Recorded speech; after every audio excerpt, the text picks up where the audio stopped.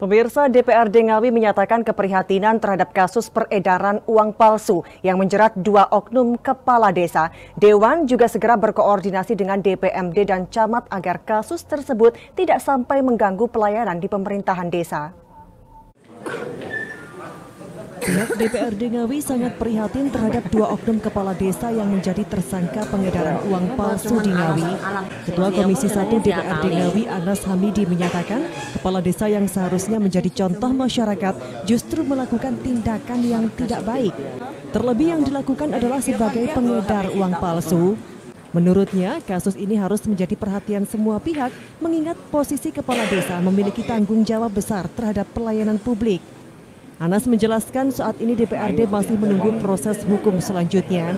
Sesuai ketentuan, apabila dalam jangka waktu 6 bulan berturut-turut tidak menjalankan tugas, maka dapat diberhentikan sementara.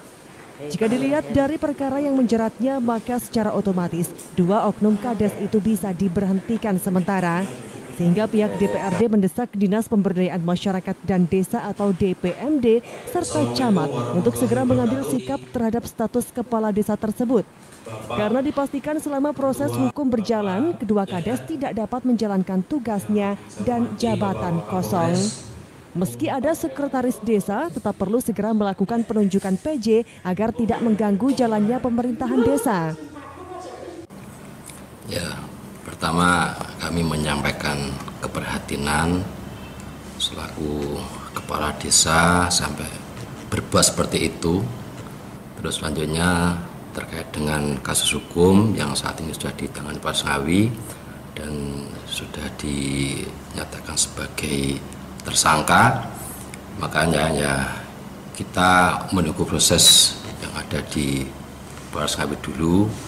Nanti selanjutnya seperti apa, ya kita posisi masih menunggu dulu Mas, seperti itu.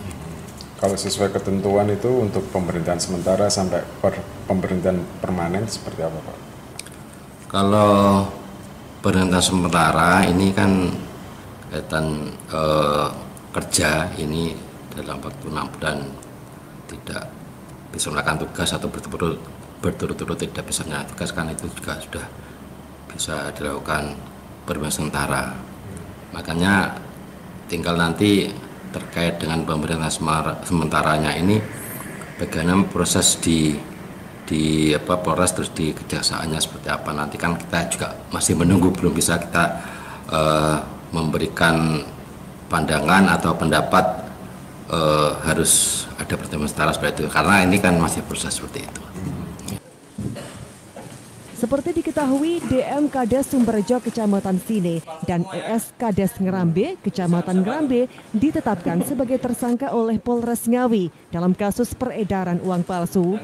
Kedua kades tersebut merupakan sindikat dalam perkara peredaran uang palsu dengan jaringan beberapa tersangka dari berbagai provinsi.